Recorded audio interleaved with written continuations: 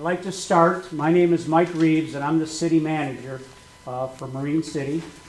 I'd like to just go over a couple guidelines in terms of how I see this laying out. This is not an official meeting of the city, so everybody understands that. There's no minutes being taken. There's nobody else that's going to speak other than me on behalf of the city. I will be happy to take some questions from people. I'm sure a lot of people have some questions. I've tried to supply you some data and information, some factual information.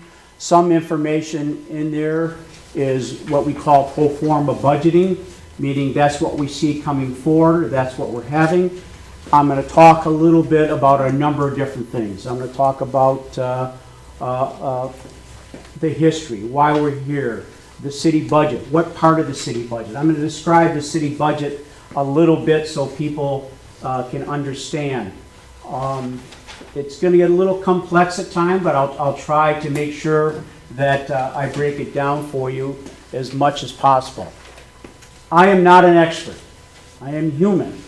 I make mistakes. That's how I got all this gray hair and all that experience, is by making mistakes. So please, when I say I believe this is what happened in history, if you were here and you helped write that history, feel free to correct me after the fact. Kim, I've got one left if you want it. Thank you, my friend. There you go, sir. Oh, yeah. Feel free to correct me after and give me the Reader's Digest version of that history. I'll be honest with you. I've tried not to spend as much time going over the history because the problem itself isn't reduced by looking backwards. And I don't look in the rearview mirror a lot. I try to look in the front windshield and see what's coming at us. So that's been my approach in that, okay? Let me start off, why? Let's start with that, why? Why have a town hall? Why have commission meetings? Why have websites and social media pages and all that stuff? It has been my hope, I've been here a little less than 2 years, that we've been able to communicate with our citizens, our residents, our business owners, visitors, anybody else, developers that want to come to this area and may want to relocate to Marine City, may want to open a business here, just enjoy the area, come to our restaurants or the other amenities we have in town. So we try to do that under a number of different ways and means. I've tried to enhance that communication. Sometimes it's worked, sometimes it hasn't worked so well. But hello, I'm out of packets, but I'll be happy to make you one after the meeting if you like. Here.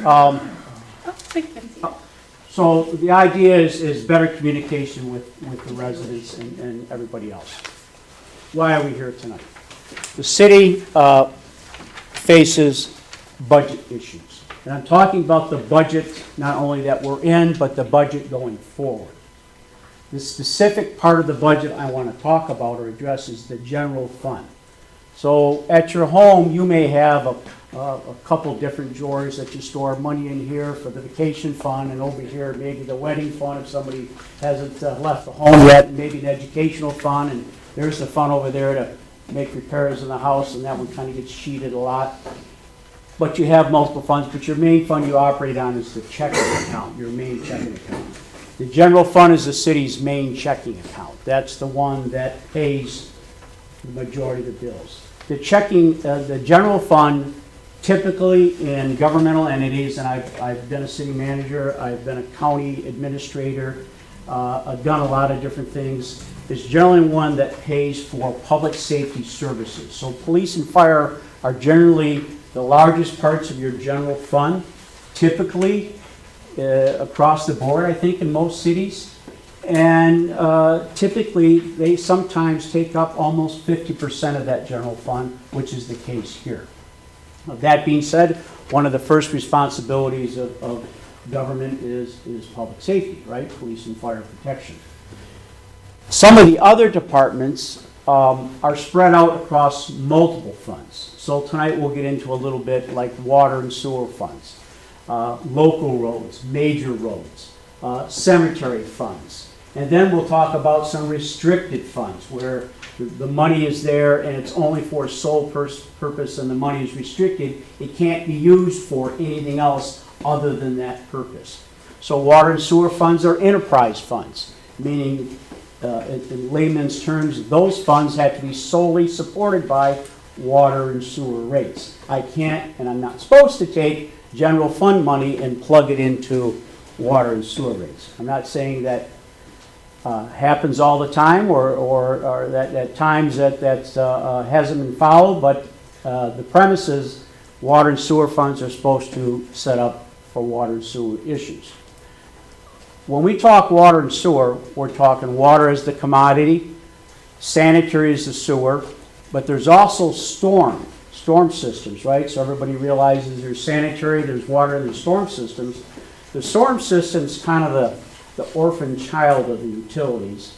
It's not covered by water and sewer. That's also covered under the general fund. So when we're doing water and sewer or sanitary and storm work, water and sanitary can come out of water and sewer. Storm work got to come out of the general fund.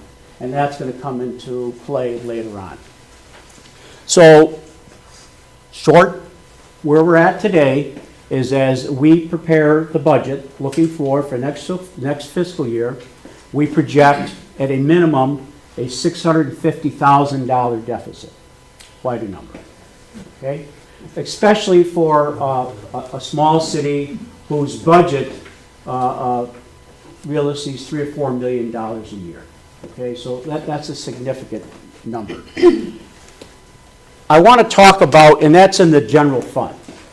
I want to talk about a little in terms of why this meeting and what we're going to do with this.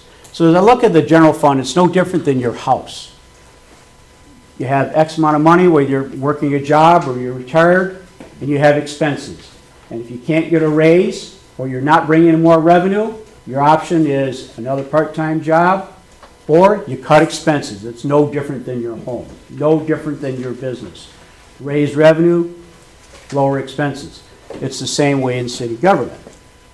I have been through and put together just this year alone, and when I say me, I'm talking staff as well, probably 5 different budgets from where we started at in terms of making significant budget cuts in order to facilitate a balanced budget. Does everybody understand that I'm required by law, by the end of May, by our charter and also by state law, to produce a balanced budget?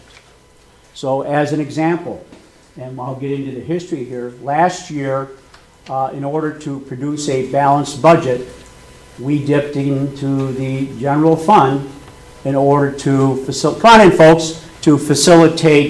borrowing money to make up the deficit. So we took out of the piggy bank money to put into this budget in order to get through the year. And then mid-year, there were budget amendments of approximately $120,000. That also came out of general fund as well. So that general fund checkbook is pretty much solely supported by your taxes and other revenues that come in. So when I talk about our revenue stream, and I've had some people that have come to me and said, you know, we have some revenue ideas. We understand there's some issues, but we think, you know, you could do a better job in trying to drive revenues. And I don't disagree with that. I do not disagree with that. We're always in search of trying to drive revenues. And there's a number of different ways you can do that. Our revenue process is really a byproduct of a broken system in Michigan. And it's not unique to this city. It's not unique to townships or other large municipalities, county governments.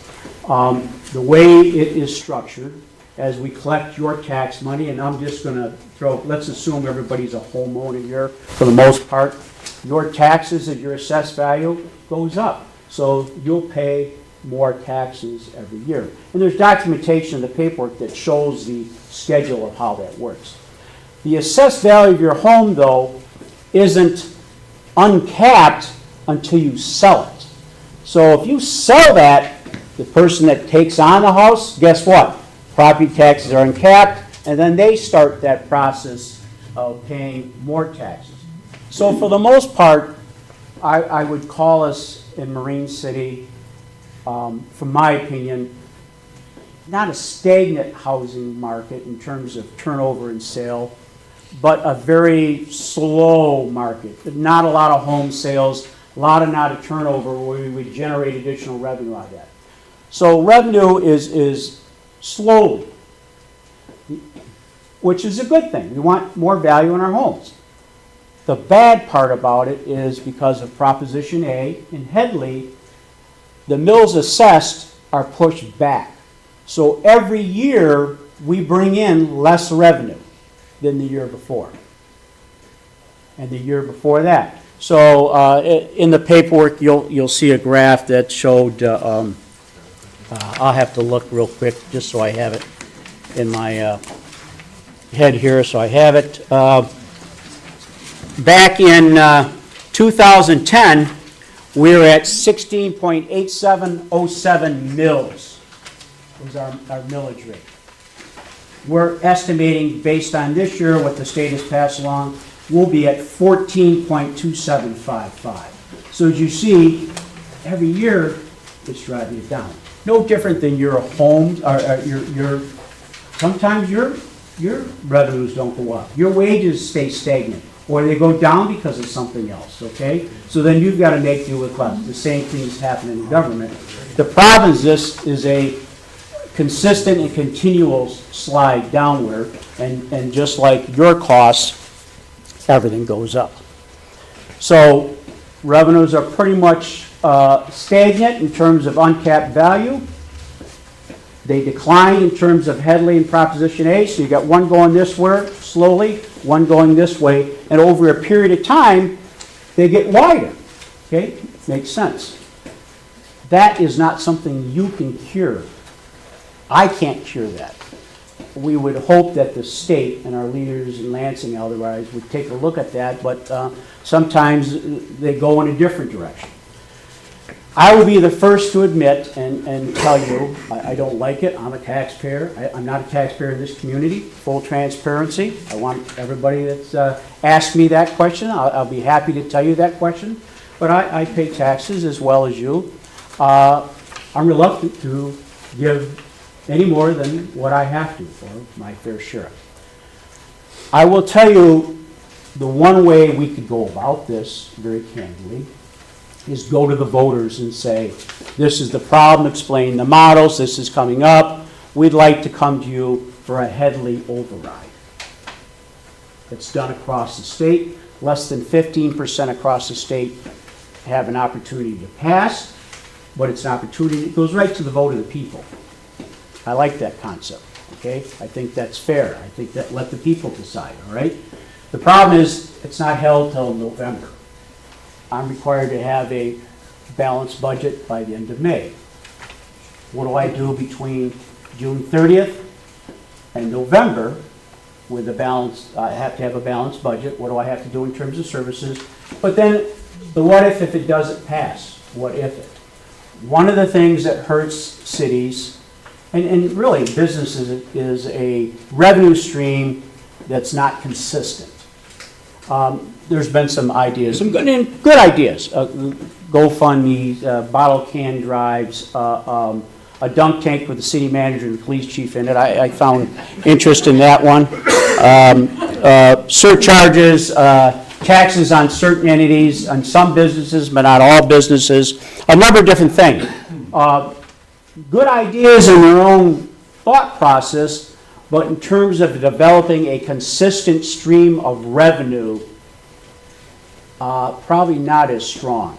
In terms of people that look at the city and they would base our ability to repay bonds or loans or anything, they would not look at that as a consistent revenue stream that would cause us actually longer payment and bond money and higher costs. So the problem we have here is I have a hole in the general fund. I have to find a way to patch that. First thing we should always do is cut expenses. Before you go to you folks, cut expenses. Okay? I started cutting expenses. Now let me give you a little bit of history. I can only talk since I've got here. which was October of '24. And there appeared to be a period of history here where there wasn't a lot of forward planning, if you will, okay? So the first thing I'll throw out there, and I think it's probably the easiest thing because you drove over them or on them or through the potholes and everything else, was our infrastructure. The infrastructure, the lack of planning over the years. And this is not something that happens in 2 years. This is not something that happens in 5 or 10 years. This is a flat out, I don't want to use the word neglect, overlooking of infrastructure in the ground and above the ground that very candidly, long-term is catastrophic for the town. Now, I will tell you, and I will go into great depths, I will open city facilities for you to inspect yourself. In many of our things, we are end of life in terms of infrastructure. And when I mean end of life, I mean that they worked yesterday, they may not work today. Some of you in this room, I know, have already experienced that on a first-hand basis. I will tell you, there are some days when we get wet weather that we staff our plants and run them manually as much as possible in terms of being able to handle the water and the substances. As an example, we're told that our I&I, which is infiltration into our sanitary systems and storm systems, is at 300%.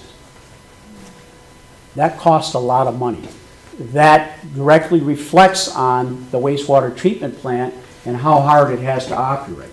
Right now, we're in the middle of a water distribution project, $24 million approximately. Half of that is a grant, half of that is a loan. It's a 40-year loan.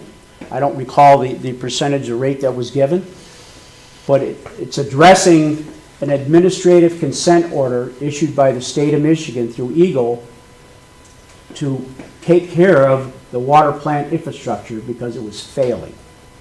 Okay? It was failing. We're in the middle of that project now.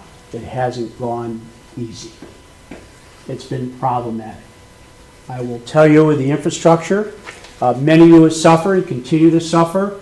Low water pressure, discolored water, no water, sudden water loss. You'll see water main breaks 2, 3, 4 a day. You'll see it bubbling out of the ground. That has been ongoing and is a part and parcel of the problem we have. Very candidly, when you'll see a number of hydrants open, it's because we have an inability to throttle down the system because the valves are inaccessible or they're broke. So as an example, if you had a water leak on your street, and typically we'd like to be able to throttle down at both ends of the street or within that area, we'll go to those areas. The valves don't work. They hadn't been exercised. They're covered over. We have valves in the area that somebody paved over and never, they're literally gone. We'll have to expand that footprint out 8, 10, 12 blocks in order to throttle down the system. We can't get it throttled down. We open the hydrants to lower the pressure so they can do the work live. That goes on a daily basis. We have instances of both sanitary and storm collapse under the streets. We did a significant amount of work all along South 3rd Street West in phase 1 and 2 of that project, where we discovered those issues through what we call SAW work, which is a CCTV of pipes, all right? The last one that was done in the city was 2016. It was a 2-part program. 2016, you were supposed to do the cammering. Part 1, part 2 was the repairs. Apparently, from what I understand, the city participated in part 1 and then didn't participate in part 2. So they saw what the problems were, they saw what the issues were, but didn't take steps to fix it. I've run into combined sewer and water. When we come to those, State law mandates we repair it. When we come to open sanitary, state law mandates I repair it. The reason I'm doing that in conjunction with the water plan, because it's good governance. Because I don't want to pave a road with something underneath the road and then have to tear up your road 6 months later. That's ridiculous. How do we pay for that? I had to take out a $3 million emergency capital improvement bond in order to pay for those ongoing repairs. The general fund can't sustain stuff like that. The water and sewer fund didn't have ready-to-serve fees available. Those infrastructure repairs, the need for long-term solutions to infrastructure that we all use wasn't really put forth here over a long period of time. It's not sexy when you're talking about flushing toilets and delivering water and stuff under the ground you can't put your foot on until it comes up in your house, and then it's important, until the water isn't the right color at your point. So as I talk to you about infrastructure problems, we're living through them daily. Street repairs that weren't taken care of, that probably could have been taken care of. I'm not going to go in depth in it because why beat that horse? It's here, let's fix it as we can. Wastewater treatment plant. We had an Eagle inspection today, again, trying to starve off violations.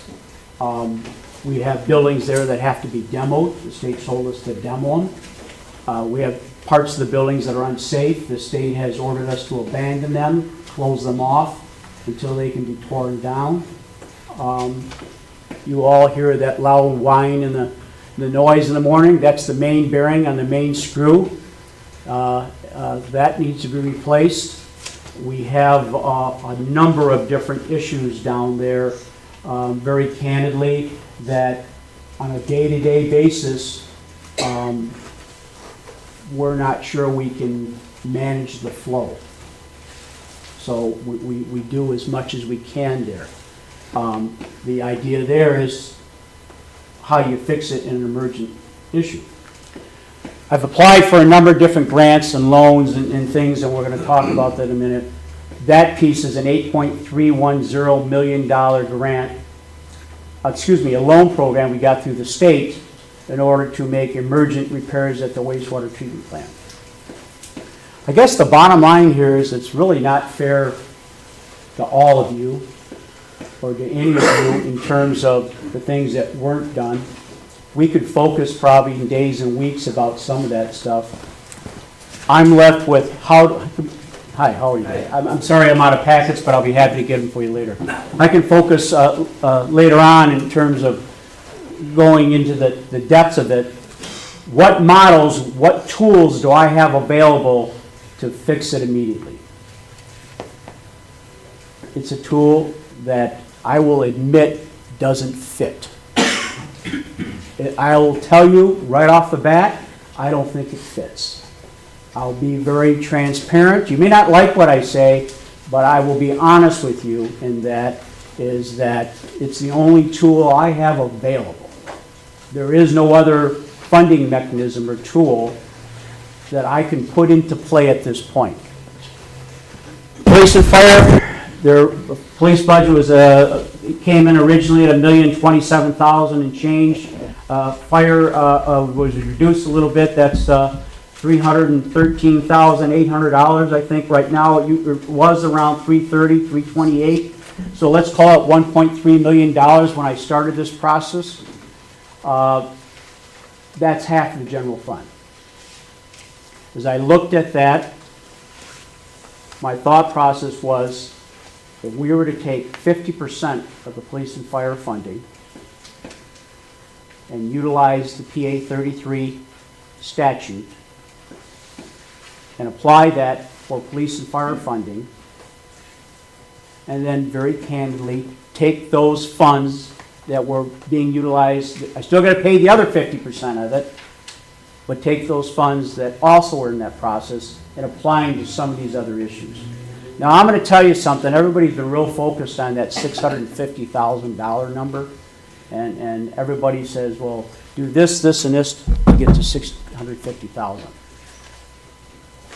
$650,000 allows me to meet the state law. It allows me to provide a balanced budget. I will tell you here today, $650,000 is not enough. I promise you that. You won't get through a month. Why? Because some of the costs involved in that general fund budget aren't in yet. They're not known yet. They tend to increase over the period of time. As an example, I've been working to try to lower the city's healthcare costs. We built in a 5% increase. Surrounding municipalities were getting an 18% increase. The problem with Marine City is our pool is very small in terms of retirees and active employees. I was able to find a pool on the west side of the state that put municipalities all together. There's 53 in that. I was able to work with a couple other city managers in St. Clair County, and we're going to join that pool over there, and we're going to get the benefit of a larger pool. So instead of an 18% raise like the rest, I'm between 12 and 13%. The problem, we budgeted for 5, I've got to make up the difference. DTE, no different than your lights on at home. You've seen them get multiple increases. There's no stopping DTE.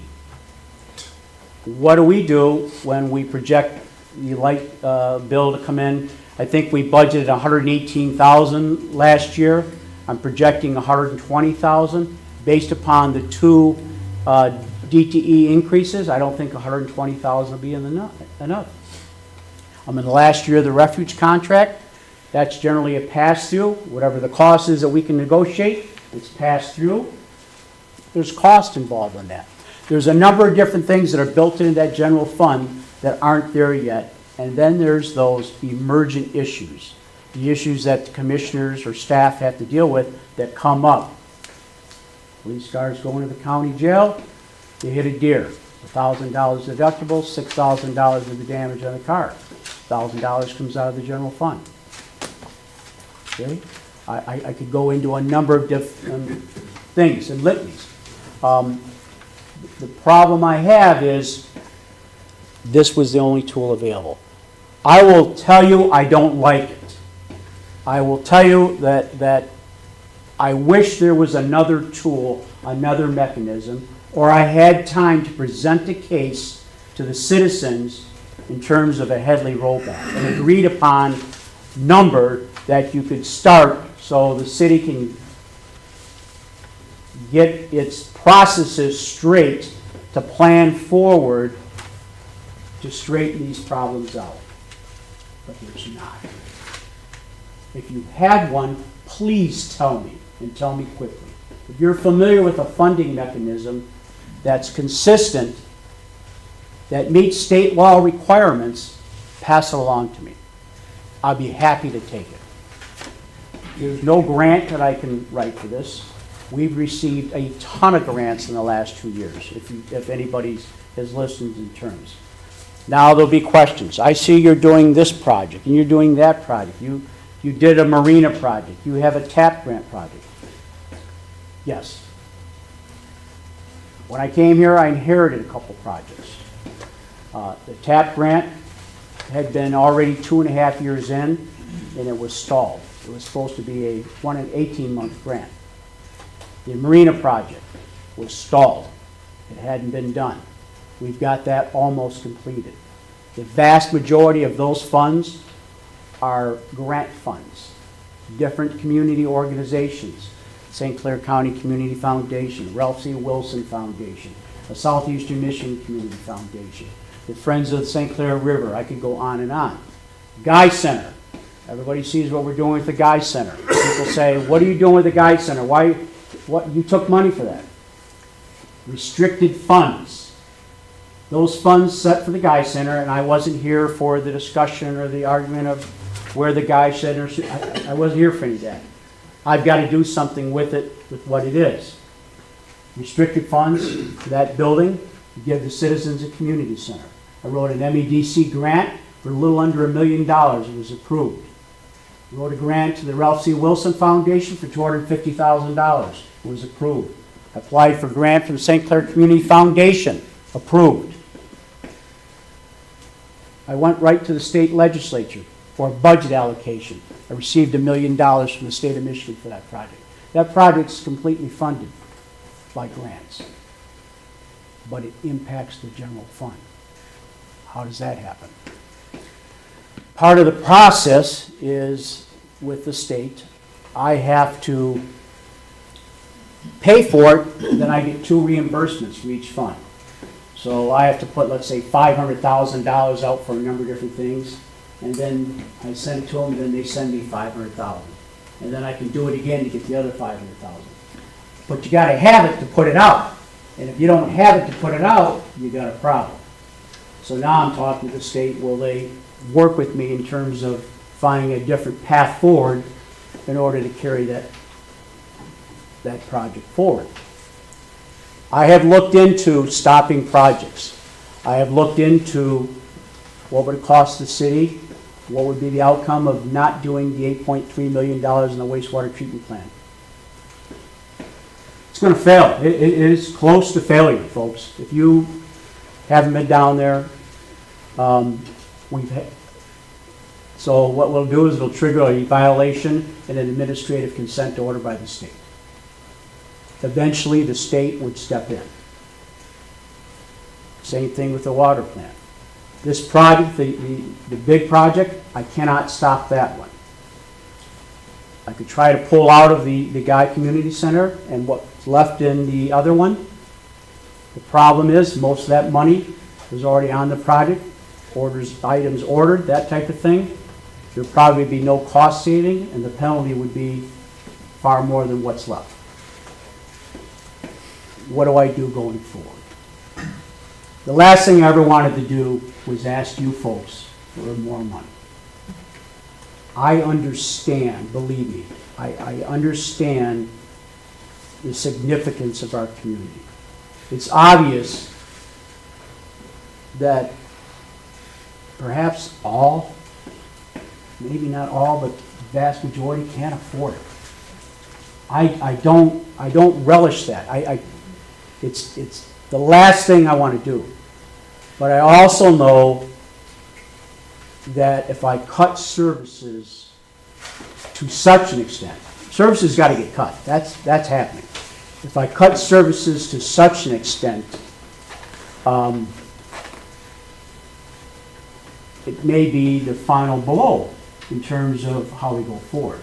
And what I mean by that, we've got a 180-unit apartment that's supposed to come in at the south end of town. I've gotten 20 houses coming in here off West Road. I've got multiple developments going in on Broadway, and I've got 2 more on West Water, and I'm talking to 2 others. Everybody knows the 300 Broadway's been for sale for almost a year now. I'm trying to find a developer to do one of 3 things. Come to us with a plan to do something with the building, have a plan that actually gets a return on the investment for what it takes so it doesn't stay vacant going forward, and we keep the building, or they keep the building. 2, the building comes down, and the developer takes the land, and then develops that land for whatever it may be, and leave it as a park, we do whatever, or I've had developers talk to me about brownstone housing in there, new houses, things of that nature. The third option is the option that's always been used here. Do nothing. Folks, 21 years of doing nothing. I would think that maybe now is the time, maybe quite a while ago. The fire suppression system cut off. Too many leaks. Can't afford to continue that. It's got significant issues. We had asbestos mitigated there. I had to have that done as well. I've finally gotten it cleaned out and all the items that were in there taken out. Vandalism continues to occur. You can see different parts of the building that are structurally having issues.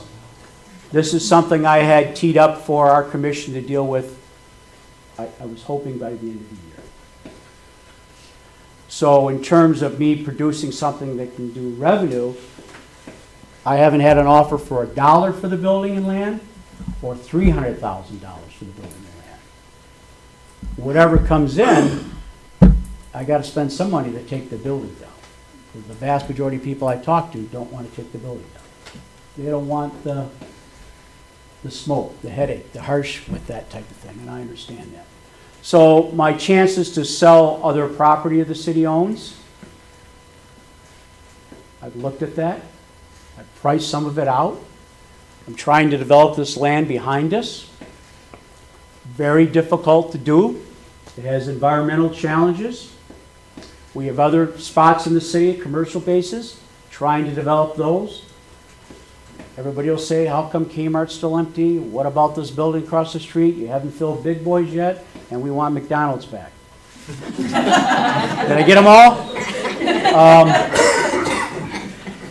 Our staff has tried to fill that building across the street with multiple different companies and entities. We've sat in on numerous discussions with that landlord. We've had put people together. We've matched made. We've talked to McDonald's. We reminded McDonald's Corporation, their land division. They didn't realize they owned it. They have across the entire world. Where's that? What state? How long has it been vacant? It's a very complex issue, and trying to get some building owners to initiate that. Sometimes the building is more valuable if it's empty in terms of long-term, they're holding ramifications, if you will. It might make more sense to leave it empty for a period. Other times, they don't have the ability to do it. They don't have the development tools. That's where, at times, brownfields or Oprahs or things like that come into play. Love them or like them. Those things bring revenue to the city. My thought process I was trying to build upon here is that we're losing people in this community. Over the last 5 to 8 years, we've lost, they say, between 500 to 700 people. I don't know if that's true. That's what we're told by the census and other people, SEMCOG. Less people mean you have to support more of the weight. If I bring in housing, I bring in businesses that help spread that cost out, that helps support the weight of the services, the water, the sewer, those type of things. So that's been my thought process in trying to develop properties and get people to come here and invest. In a minute, I'm going to let you ask some questions because I don't want to ramble, and I feel like I am. I've talked about lack of CIP planning, lack of infrastructure planning. I talked about this is a general fund budget issue, not water and sewer rates. I'm going to touch on those because I think you need to hear that and understand why. I talked about the 2 projects, the 3 projects we got going on. I described our issue with revenues and expenses. We talked about raising revenues or cutting expenses. I talked about consistent ways to drive revenues. And then I'm going to talk about a couple things that I foresee going forward. So let me get to the first thing, water and sewer rates.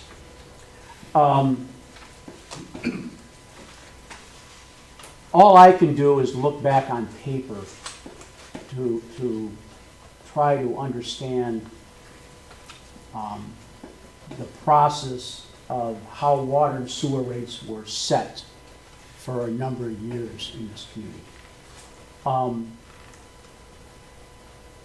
I'm not sure, it may have happened that at times they had some professional assistance, engineering firms or others come in and help set them. Water and sewer rates are broken up into a number of different areas, but I'm just going to give you 2. One is the commodity on the water side, meaning the per gallon cost, that commodity, like going to buy a gallon of milk or something of that nature. Then the other one's the thing called ready to serve, RTS, ready to serve. And ready to serve is all the in the ground, behind the scenes infrastructure in order to produce the gallon of water that comes out to everybody. Okay? It appears to me, my opinion, that we were probably a little reluctant to put out water and sewer increases that didn't address in full the commodity charges. So if it required a 6% increase, maybe we put 1 instead of the 6. That's your history of that. Folks can delve into that. The other piece I think that's probably more critical, because it's kind of kept up with the commodity, is the ready-to-serve piece. Totally disregarded. Hence why, when we go to make these repairs, there's no money. Hence why the water and sewer ready-to-serve fees aren't there. So I'll give you an example right now, and I just want you to chew on this a little bit. I had the Michigan Rural Water Association, which is a statewide and countrywide organization, come in and assist us. They're here about 7.5 months in doing an overall study on our website. I had town halls, I mentioned at city meetings, I spoke to different groups in setting water and sewer rates. And they told me where we're at in St. Clair County. They told me where I'm at in southeastern Michigan. They told me where I'm at across the state. We were in the bottom third of the state. It's in the meetings. They said it. It's in their paperwork. Bottom third. Everybody thinks they're paying the highest rates everywhere. I understand that. Especially when I have family members that take an extended shower. You realize how that's liquid gold going down there. Stop. The problem, though, the commodity was keeping up, the ready-to-serve was not. So when we set the new rates, if you look, go back, the commodity charge didn't change. What changed was a significant increase in the ready-to-serve. It was significant, I admit. Hard to stomach.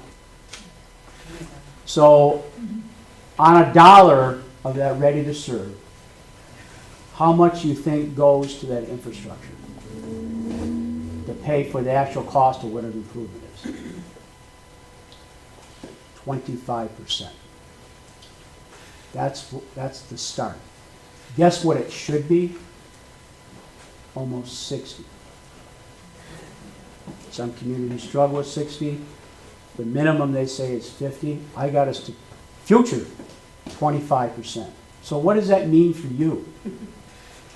How do you pay for the other 75%? So I hate to tell you, nobody likes it. Schools do it all the time. We start a bonding process. I won't be here at the end of the 40-year bond, God willing. They start another bond. And then it's another bond, because it's a continual process. Literally what's happened is we kind of skipped a generation of people contributing to fixing the infrastructure. That's what happened. There's a whole generation of people that never had to pay to fix the infrastructure. So now we'll have to bond that other 75%. We'll have to write grants. We'll have to hope for programs that have low interest loans. But you're going to add that to your costs on top of paying that 25% of your water bill, because it has to come out of water and sewer rates.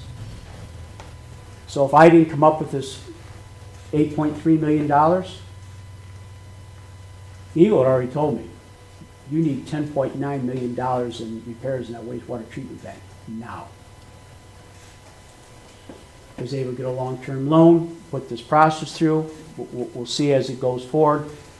That's the problem. The cost of this stuff and that infrastructure issue will continue when we're all gone. I hate to say it. It'll continue on forever. So as I turn to where am I left at? What can I do? The last resort. I'm going to turn in a balanced budget to the city. I've heard the residents. I understand there's a petition drive. I applaud the people putting on the petition drive. I sat, if I can give you your shouts out, we sat for almost 3 hours one night talking about all kinds of things. I enjoyed the conversation. Oh, music too. I'm not going to dance. So it's the vehicle I don't want to utilize but I had no other choice. The other option is turn in a balanced budget. I'm prepared to turn in a balanced budget. In your packet, you will see a number of cuts. That's where they start. I will tell you. So I'll give you an example of police services. They'll end at 11 o'clock at night. They'll start at 7 o'clock the next morning. You'll lose your school resource officer. That'll be gone. There's $50,000 revenue tied to that. That'll be gone. We will not replace a retiring officer, and we'll have a force reduction of at least one or two other officers, and I'm working to retire the chief of police. Okay? First question right off the bat is, well, what are you going to do for police services? I will tell you, I will be happy. I've been through this before. I'm pretty familiar with police services. The sheriff's contract in Elginak for two people, 24, 365, 7 days a week, is $18,000 less than what I do for the entire department. So the cost ability to go to the sheriff is non-existent. His costs go up, the county costs go up. What I'm working on is a sharing services agreement amongst multiple entities. Now, some people won't be happy about that. I understand that. And I'm not just talking police. So I'm going to talk to my neighbors. I'm going to talk to the people in Clay. I'll talk to people in Algonac. I'll talk to the surrounding townships. I will talk to the sheriff. There's been talk of a police authority. I want to take it further than that. I want to share DPW services. I want to share city managers. Put me out of a job, please. I'm being honest with you. Share city managers, share governmental services where it makes sense, where we can spread out the cost of those services amongst more people. If I can bring something to the table, and it's another community that comes to the table, and the service level is consistent, and it reduces their cost, I think that's a good thing to look at. At a minimum, it's got to be studied. I can't put that together by the end of May. I got to have willing partners. I'd look at that in terms of office staff here. I would look at it in terms of parks and rec staff or field staff. What do I see happening? Reductions police, reductions DPW, reductions all city staff tied to City Hall, 32 hours a week or less, closed during the day between certain hours, closed 1 day a week, probably Fridays, no late hours any further. Cemetery operations would be severely impacted in terms of maintenance, burials, things of that nature. A complete slowdown in terms of ability to do certain utility buildings. Some people may be happy about that. They always seem to catch up. There will be a real change in terms of the ability to deliver services. I don't say that to scare you. Please, it's on the paperwork. I do not say that. I don't think anybody very candidly is phased with that. My budget, I turn into them. It is their budget, the commission. They can make the final determination. No, we want to fund this. We don't want to fund that. We see this. We want to do that. I take direction from the Board of Commissioners. It's the commissioner's budget. All my concern is if you take a zero from here, where's the other zero coming from, and you put them where they belong. As long as at the end of the day it's a balanced budget, it's your budget, and you determine the level of services that the people are going to have.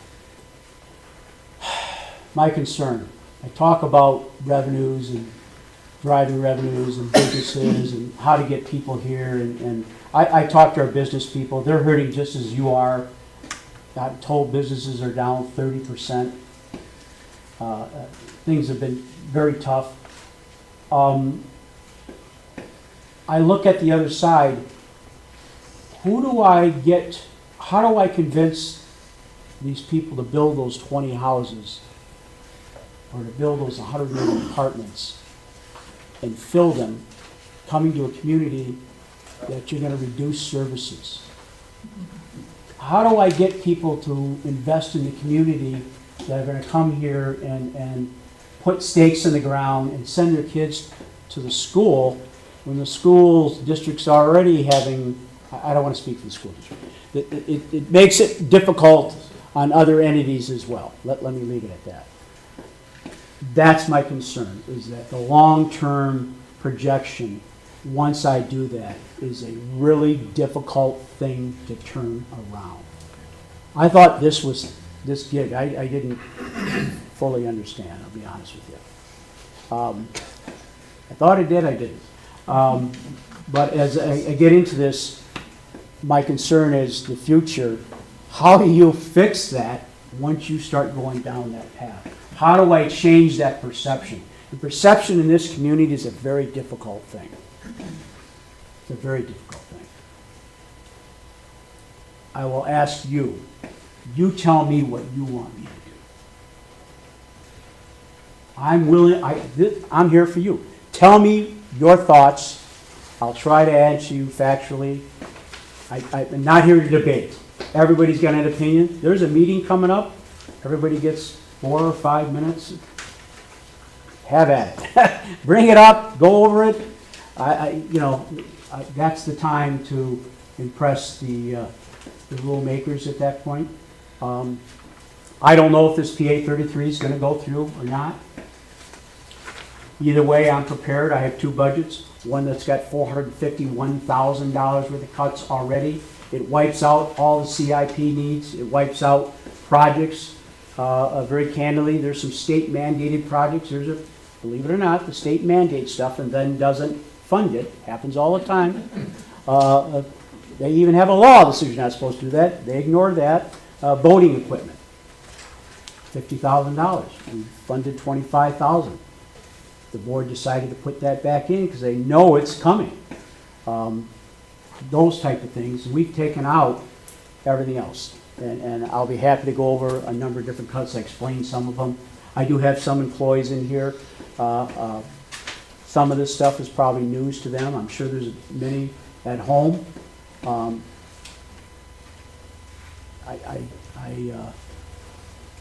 Our job is not to provide employment. I'm sorry to say. Our job is to provide services, and then I'm to match the services with the number of employees needed. That sounds cold and callous. I apologize for that in advance, but that's the reality of how it's supposed to be set up. We're not here to provide employment. We're here to provide services, and they give the requisite number of employment. So now I'll open it up to you. You have questions for me? I'll try to answer them. I don't know how you guys want to start it or stop it. I know you might have a couple. I'll let you wait a little bit. Let everybody else Okay. ask their questions. Go ahead, We'll ma'am. be here all night. I just have a quick question. Yeah. This packet, I'd like to read it. Is it posted, will it be posted online at the city website? I will get it posted. Yes, ma'am. Okay, thank you. Okay, thank you.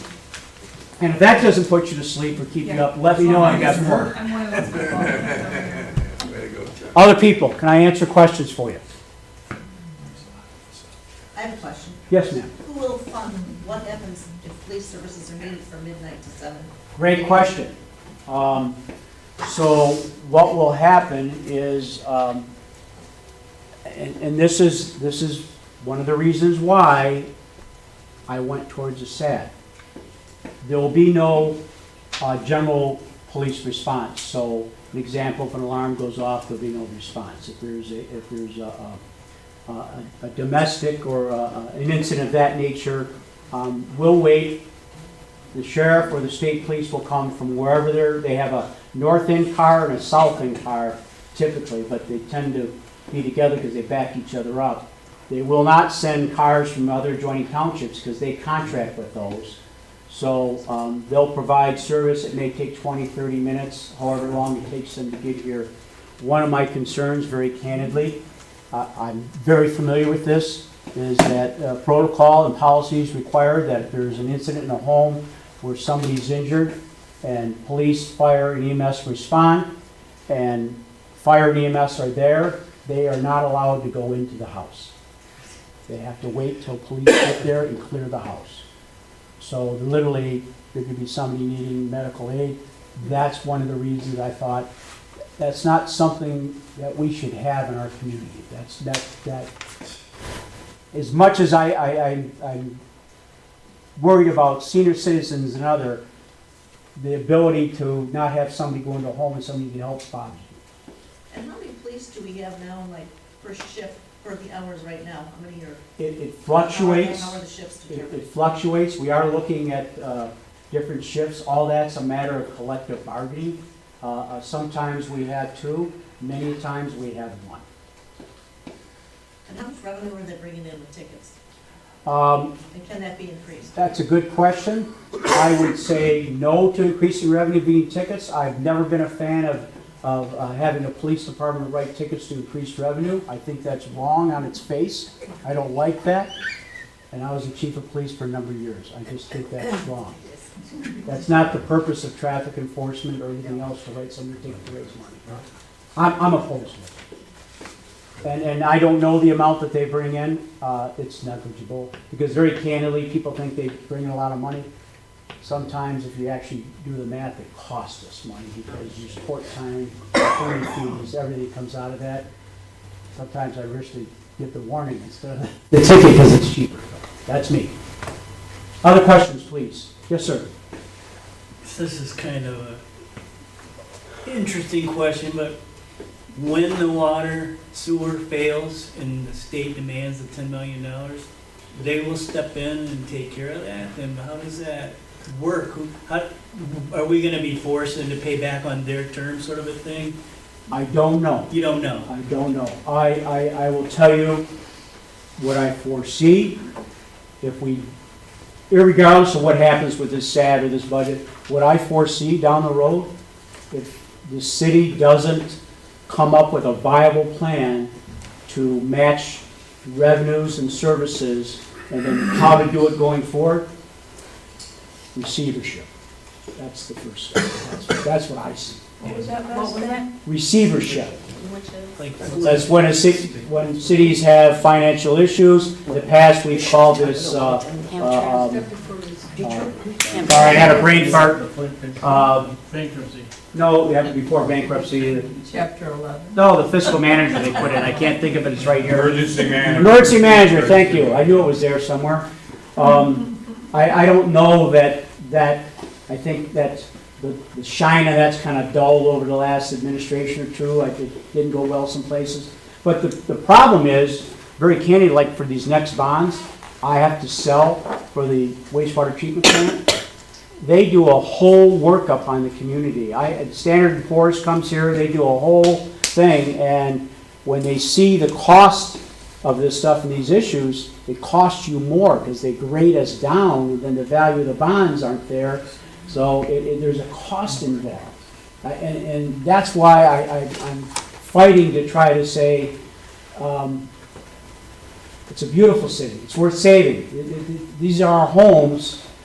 Yes, this is not good. I don't disagree with any of you. This is not good. But if we don't change it, and I'm going to tell you right now, if we don't get more citizen engagement, this isn't changing. I'm going to tell you that right now. This is not changing. So, I apologize if I didn't answer your No, question. I didn't know, and I figured that's what would happen, and that's gonna create a lot of problems, I'm afraid, but, so, even with the SAP, are you gonna go ahead, and you talked about some sort of Headley override, are you gonna go ahead and write that up to put that on the ballot for future? Or, I will present that to the board as an option for them to do. I think it's something they need to consider. The problem is, by May 30th, I have to, right, no, but So what I'm then saying is we you have to- have to do that now, Yes, but so then shouldn't we- you do that Headley thing in addition? and we And could, this yes. SAP thing could be Yes. mitigated somehow in the Well, they could future? try to roll back the wheel a little bit and see if they could Yeah. gather back services or do whatever they do, yes. So my question to you, I guess, is the plan to do it that way? Put them both through ahead? I don't have a plan, it's my thing, I'm going to suggest that to the board, that they consider that strongly, and that they have somebody here that will take that message and take it to the citizens and work hard to sell that and answer the citizens' questions. Fair question. Yes, ma'am. I'll get to you, I apologize. That's fine. So what was the purpose of revamping the marina? Does it bring in revenue? So, And wait, let me add one more thing. yeah, That little pavilion and stuff down there by Main Street and okay. the bridge. So pavilion is done with grants. That grant for the little pavilion next to the water is called a fishing pier grant, which was funded by the Southeastern Community Foundation. They gave us $50,000 to put that in. All that's missing right now is a $40,000 fish grinder, which I can't afford, and I haven't found something to pay for it. It also, so that part was grant funded. The remainder of the park, where the large pavilion is, the sidewalks, the grading, all the underground infrastructure, you'll see lights go up here shortly, you'll see tables and benches and all that going in, plus additional parking. That was all grant funded by Ralph C. Wilson Foundation and a number of other different foundations. That land was originally purchased under a grant as well for the land. So that whole process there is really all grant funded. I just kind of, it was sitting dormant. It was stalled. So we pushed through and tried to get it done. I'll tell you where it stands today. Cost of everything has skyrocketed. I requested an additional $225,000 from the Ralph C. Wilson Foundation through the St. Clair County Community Foundation to finish the setting of a restroom there, which is going to come in. I asked for approximately $30,000 out of that 225 to invest back into our kayak launch to make it completely ADA accessible. We had to remove it. I'd like to see that put back in for our disabled residents. I think it's something, we don't do enough for that. That would be grant funded as well. Those are the finishing pieces for that park. We do get a lot of boat traffic there. It's picked up. We've had a number of different events there where they've actually utilized the grounds. They walk into the downtown area. Does it drive revenue? I'd leave that to others to do that. Residents can use it as well. And the marina? Marina, it's the same thing. It's That's all the a same. yeah. There's really no revenue draw out of that, if you will. Yes, sir. Yes, there's a petition going around for this PA 33 to bring to a vote of the citizens. When will that happen, as far as a vote, if it goes through? I can't tell you that because I don't know. My understanding, not an attorney, I don't want to speak on behalf of an attorney. The citizens, I assume, will present the city enough valid parcel or property owner signatures that may require it to be put to the vote of the people. And then it would be up to the commission to make that determination of whether they're going to schedule that vote of the people. The earliest the vote of the people could be scheduled would be November.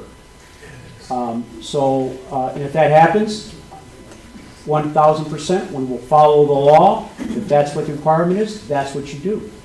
And then it'll go to the people.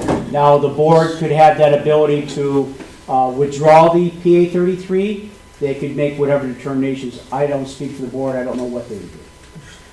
Yes? The commission votes on May 7th, correct? Votes for, So on May 7th, they have a number of things to vote on. Which one are you talking Okay. about? for the PA 33, the resolution that was Right. discussed in the mailer that went out yesterday.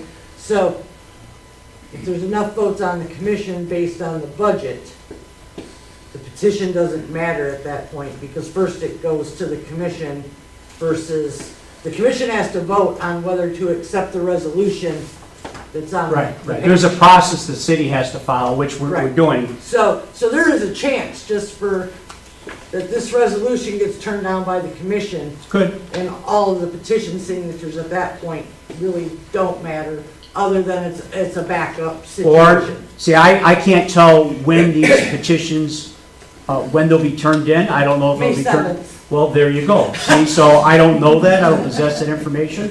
Then the board, the petitions have to be validated. I don't do that. That's the clerk's responsibility.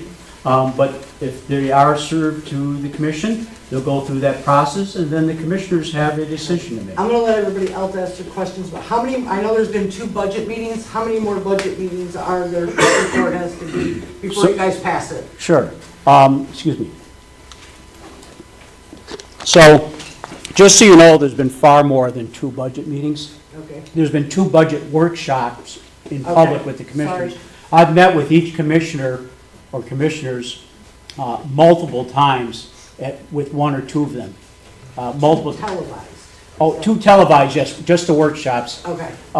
The final budget preparation will come at the May 21st meeting. That's when I'll present budgets based upon either the PA 33 is going through or the board's. I'll present a budget that says, A, there is no revenue stream, all cuts, or B, there's no revenue, or there's a revenue stream with cuts. Yes, ma'am. I'll get to you next. I apologize. So is this going to be capped, or is it permanent, or next year is it gonna raise and the Great year question, after? great question. If you look in your packet there at the resolution, you'll see that it's capped the second year at no more than a 10% increase. But 10%? not 10%, not 10 mils, 10%. So, but let me be honest with you. 10%. Have you ever, and I'll talk about Wi-Fi, have you ever experienced anywhere that a government revenue source, they said, oh, we'll take that away, just do it for 3 years, it'll come off. Have you ever experienced that? It ain't happening, folks. 10% every year. Unless, no, not 10% every year for the following year. So, So as an only 1 year example, it raises? pardon me? Only 1 year it raises then? It could go up to 10%. We'd have to go through the process again in terms of the board authorizing it. But let me get to that point, because that's a great question, and it leads into his. Why 5 mils? You could look at one of the budgets I had in the budget work session, it had 450,000 cuts, and you could say the difference, I think, was, I'm doing it from memory, 268,720 or something like that, in my mind, something like that. Well, why aren't you just doing 2 mils to raise that? Here was the thought process behind it, right, wrong, or indifferent. I know, and I told you, 650 is an artificial thing. There's no way. I just look at the 2 years I've been here and the emergent issues I've had to deal with. There is no way the city can run the city in a general fund that's got 0 money in it. It's just impossible. So the thought process was get enough in there to carry it 2 years without having to go back to the taxpayers and raise it. At the same time, start your process to replace that through a Headley rollback in the upcoming year. Shape this, give you 2 years, get it done, go to Headley, see if you can get a rollback, state your case to the taxpayers. Now, whether that's a good plan, bad plan, that was the thought process. In terms of understanding the mills, and it's not an easy target at this point here until it's all the numbers, the county spits them out, but around 700,000, I would have enough cushion in that general fund, I hoped, to get through 18 months to 2 years without having to mess with the millage, without adjusting it up or down beyond the 10%, keep it within that range there, and then go back to the voters and say, okay, voters, there were cuts, there were this and that, what would you like us to do? How would you like us to proceed? That was the thought process, sir, to be honest with you. Be right with you, okay? I'm sorry if I, go ahead, sir. I'm getting to you. I know, I know, I'm glad I have to see her again. No, my question was just clarification. So when you mentioned about all the cutbacks, like cutting back on police and all that, is that if we didn't do the increase in taxes? No, or is you're it- getting, that's regardless. there's getting So cuts. If you do the millage, there's still cuts. But are they No, as government drastic had to as- take, I cannot come to you and say, we're not gonna cut anything. No, I knew You that. folks got to dip in your pocket. That's But I not- meant like the drastic police cutback, like no overnight. Would it be that severe if we do that, do you think? You know, you said we wouldn't have overnight, there'd be no police between 11 and 7. That's my plan. Now, the Yeah. board can do whatever they wish. And that's somehow even they wanna with the, find a with way the to fund tax it. increase. That's all I meant, Right, that's what I was right. trying to That clarify. piece is what, Okay, That is with the tax increase? yeah, if I have the revenue stream, I won't have to make those cuts. I'm gonna make $450,000 of cuts though, either way. And I'll be honest with you, some of those cuts are backwards. I'll just tell you that now. This board has worked hard to get into this, the CIP planning, to look at the infrastructure. We had all the facilities looked at, we laid out plans. I don't care if we had $100. Let's put $10 towards the backhoe. It'll take us 100 years to get it, but let's put it in this budget. You buy a police car, don't pay for the police car the year you need it. Put $10,000 away 3 years, put 15 this year, so the day you need it, it's almost paid for. So we started that whole process. All that's being cannibalized because all that money was pulled out just for the purposes of, I'm getting to you right now. That was the same question. Perfect. Go ahead, sir, sorry. Mr. Rose, right? If I remember, you told me your name? Thank you. Okay. The Special Assessment District is going to bring in, you anticipate 50% of the budget requirement for police and fire. That's Roughly. what the estimate All right. is. So we've got that revenue stream now, and so the revenue that came out of the general fund, all right, is going to be the other 50% of the budget that's required for the police and fire. Roughly. Yeah, we're gonna fund the other 50% out of general fund, right? Okay, so now, if the,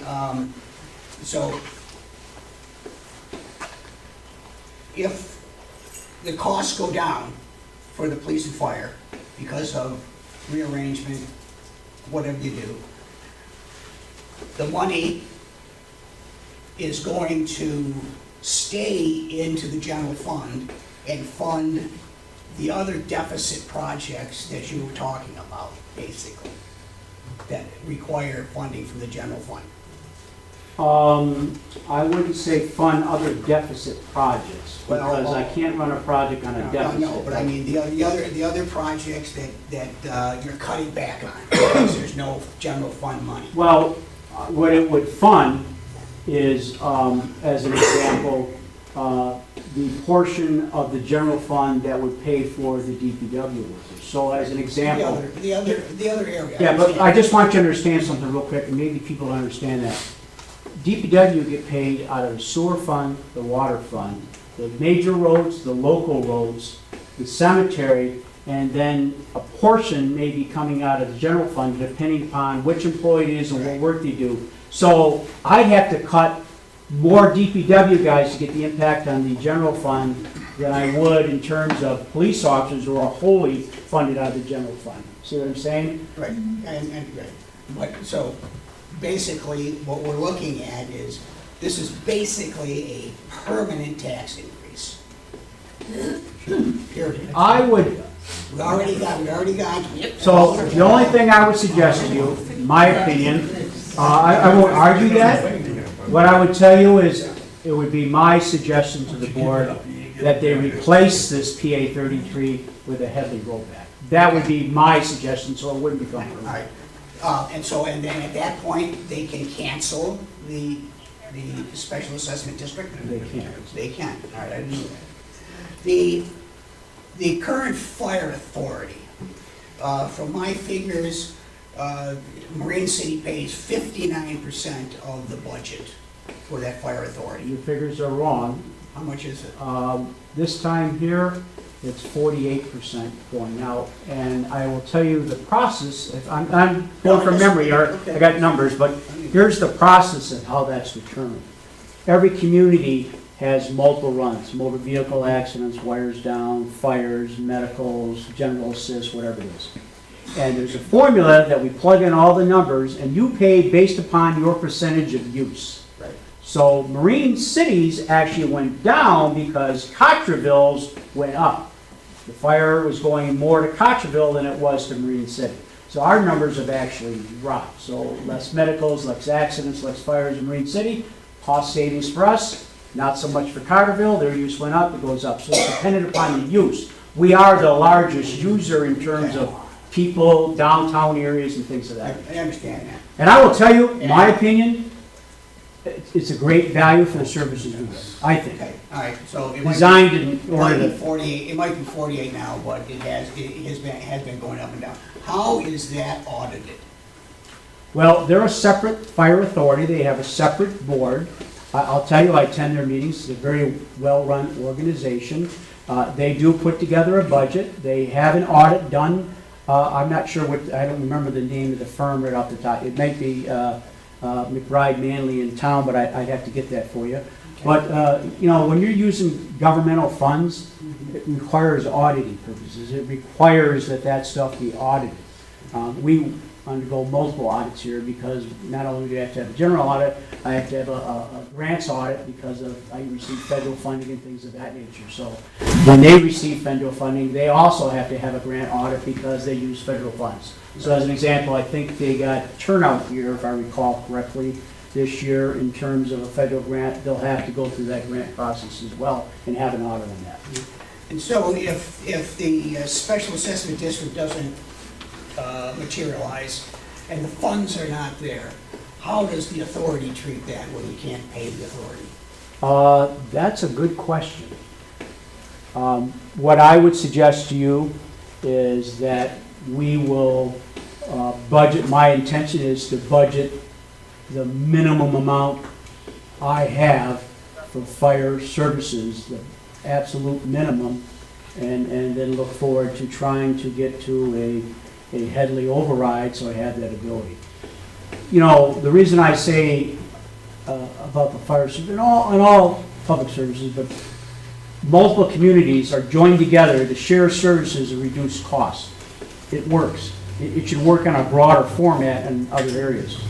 In terms of not being able to fund that service, it takes a fire truck, it takes multiple firefighters, it takes an ambulance, it takes those type of things.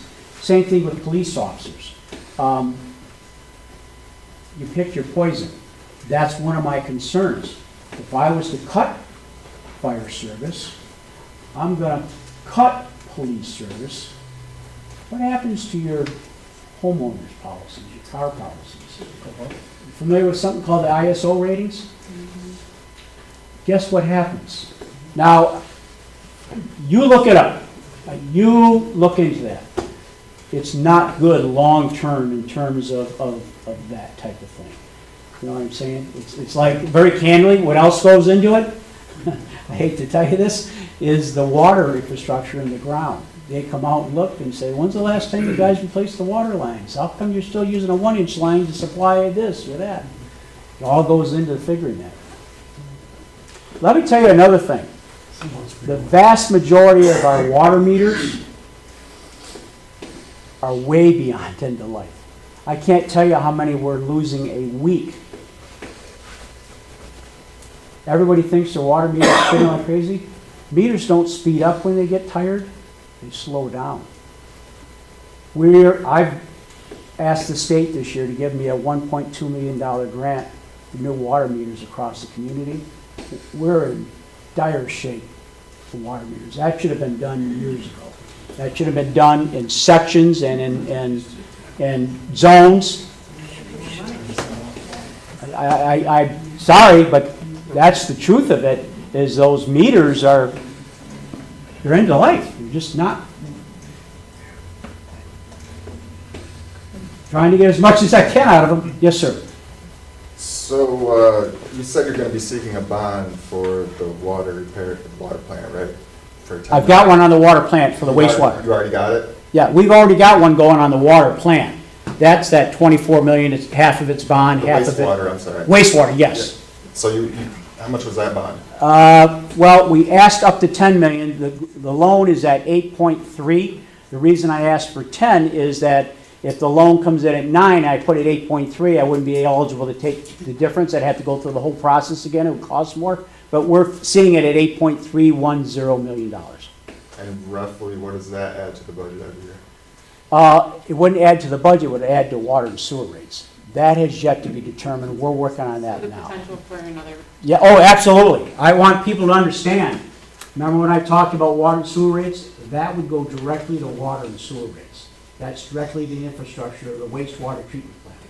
We're gonna get another increase. There would be another increase. Is there? So I'm gonna tell you right now, you're gonna get one Right. for the $3 million bond. Remember I talked about that? That's for the emergent repairs that are ongoing now. I will also tell you, you'll see it on the city website.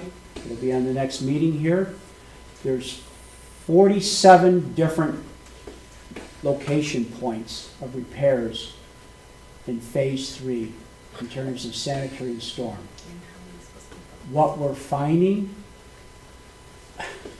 20% are sanitary, so that's the ones that'll go to the sewer. 80% are storm, that's gotta go to the general fund. That's $174,000 that's gotta go to the general fund on a bond payment due in October. So on that 20%, like you asked, it'll approximately add, it was like $4.88 a quarter for that 20% of the 3 million. So for 4 quarters, it's $19 and it was either 48 cents or 88 cents for that 3 million. Now, if you take the $8.3 million all into water and sewer, it depends on the interest rate, how many years. I've asked for it to be maxed out in years. So you go 20, 30, 40. I've asked for the longest pay period because it lowers the cost. Yes, we pay more in the long run, but you can't handle it. Additionally, I will tell you, the state was ready to give us another $15 million in drinking water funds. We've only done 1/3 of the city's drinking water. We still have 2/3 of the city's got it. I turned that down. Reason being, the folks can't afford it. We just gonna have to ride it out. We're gonna have to. So, what did I do instead? I applied for a federal earmark. I asked, I'm not shy when it comes to asking. I asked for $26 million to do pipelining in the city. Line all the pipes, sanitary and storm, okay? Everybody familiar with that? Basically, it's a pipe inside a pipe. Why would you do that? It extends the life of the existing pipes. They say 12 to 15 years, sometimes longer, 12 to 15 years. Why is that important? It buys us time to make repairs. So they said, you're ridiculous, we're not giving you $26 million. Can you pare this down? I looked at it and said, well, we can do a section of the city. How about we do the worst side of the city?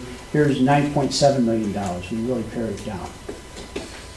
And they got back with me again and said, that's not working in terms of the monies that they have available out of this pot. And believe me, I don't follow which pot they're taking out of the feds and how it works and all that. Long story short, I rewrote it and got 5.8 million.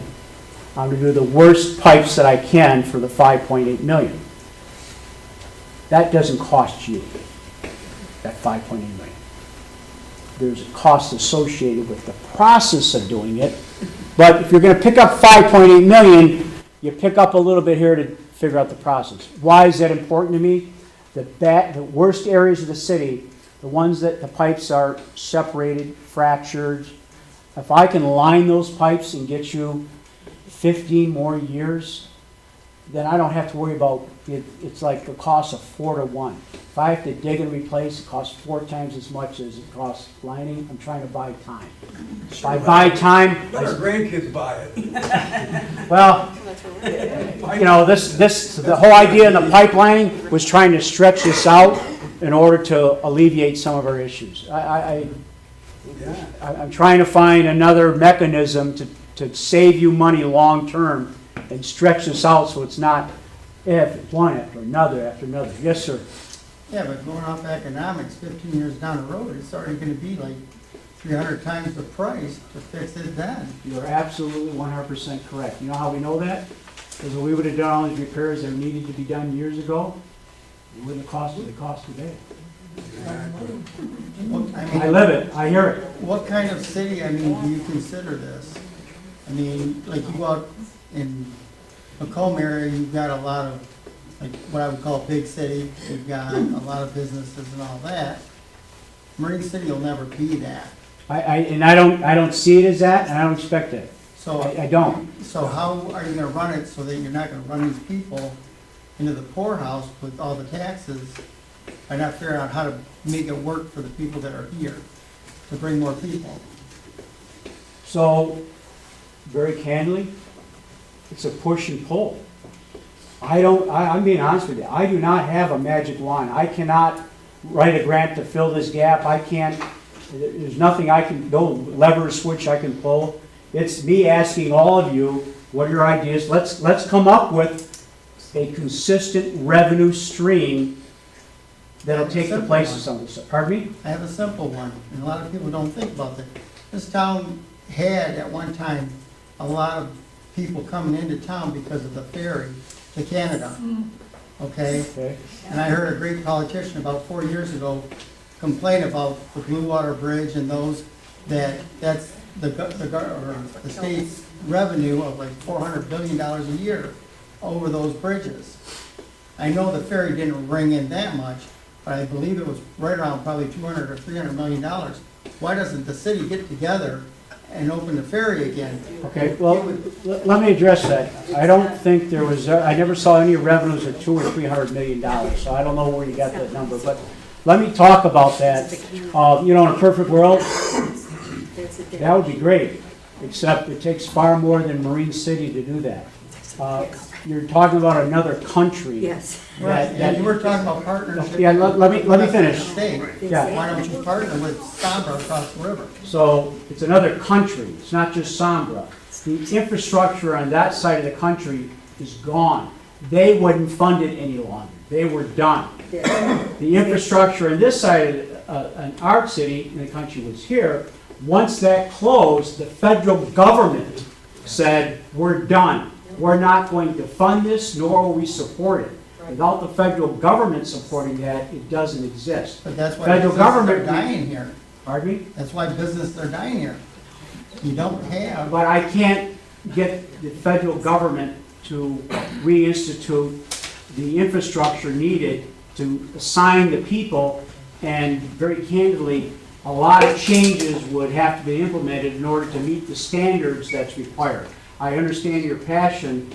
I would suggest that perhaps we don't wait for the federal government to come to our rescue in terms of establishing that I again. would just second the point in here too. I was part of the neighborhood restabilization program some years ago, and I purchased a home in Marine City. And the federal government was heavily involved with that. We are a border community, so we are important. What happens here, they want us to do well. They don't want us falling apart here. Right. So there may be some federal money. And I think that's what helped us get that $5.8 million is because we're a border community. We need help. We pitched good things. I think that's one of the reasons why we've done so well in state money and everything else. We compete with a lot of different border communities, some that have done better, some that aren't doing as well as us. I don't disagree with you. They did. They came in with Albania, Marine City, Port Huron. I had to sit through all these trainings. There were many homes. They replaced things in the home. That's what drew me here. I mean, I'm happy to work in any direction that seems plausible, that gives us a path forward. But I'll be honest with you,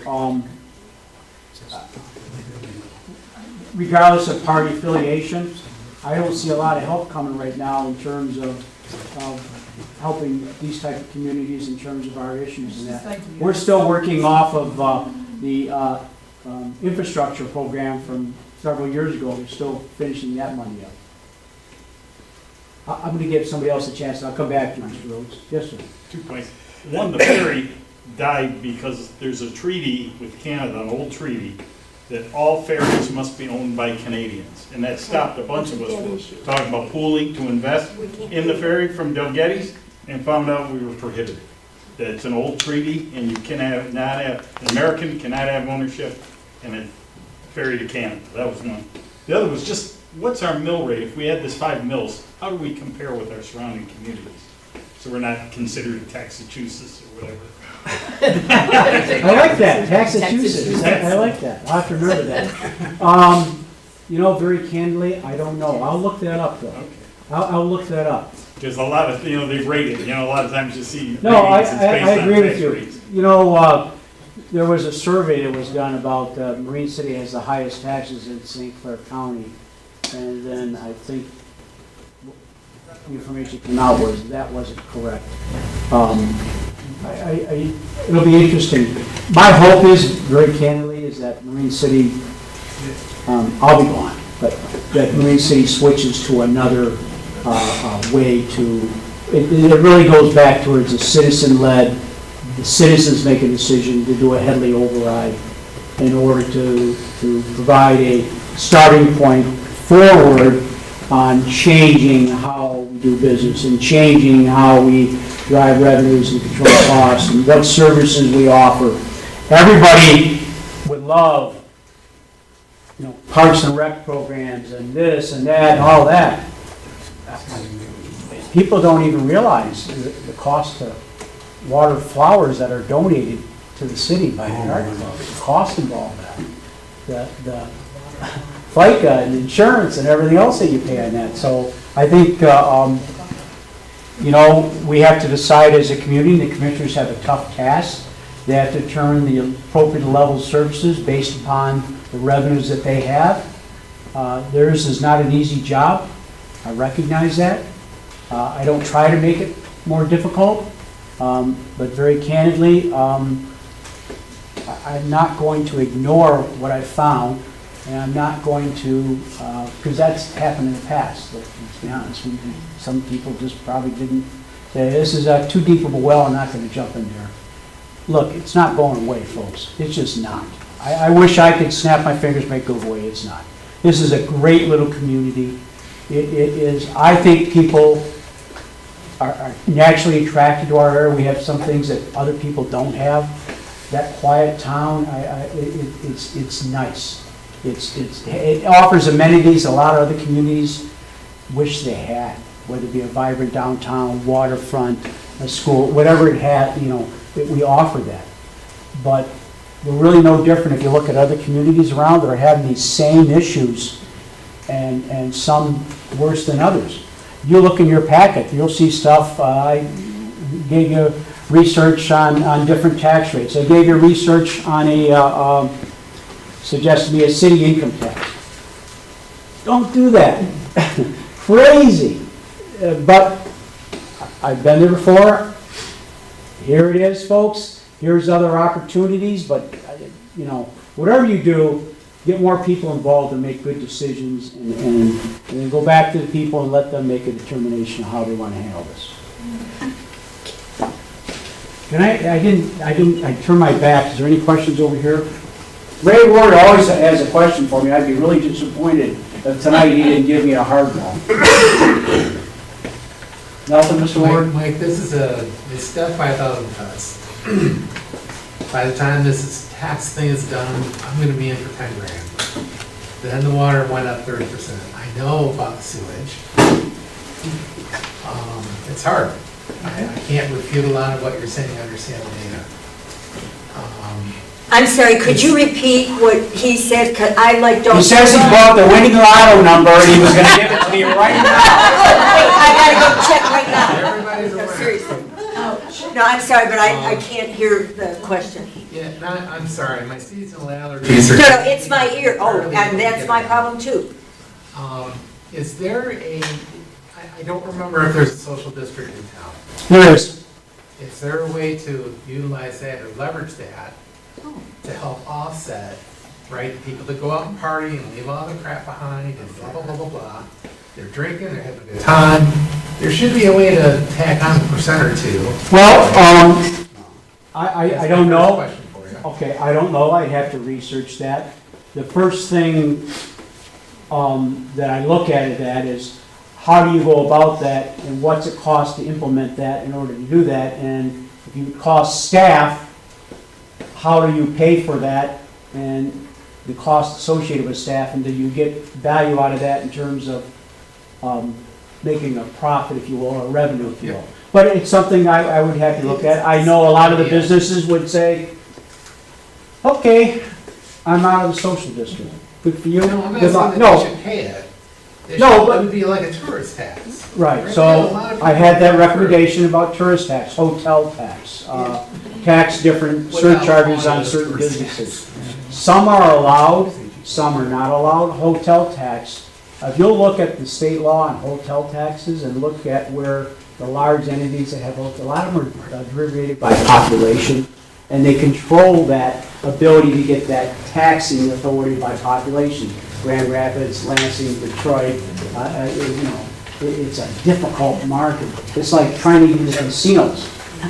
Why don't they want? Because the other casinos say, no, you're cutting into our profit margin. But I'll be happy to look at that. Okay, I have one more and I'll leave. One, I was only giving you one, Ray, I didn't, go Sorry, ahead. I have to ask for a couple people I know here in town.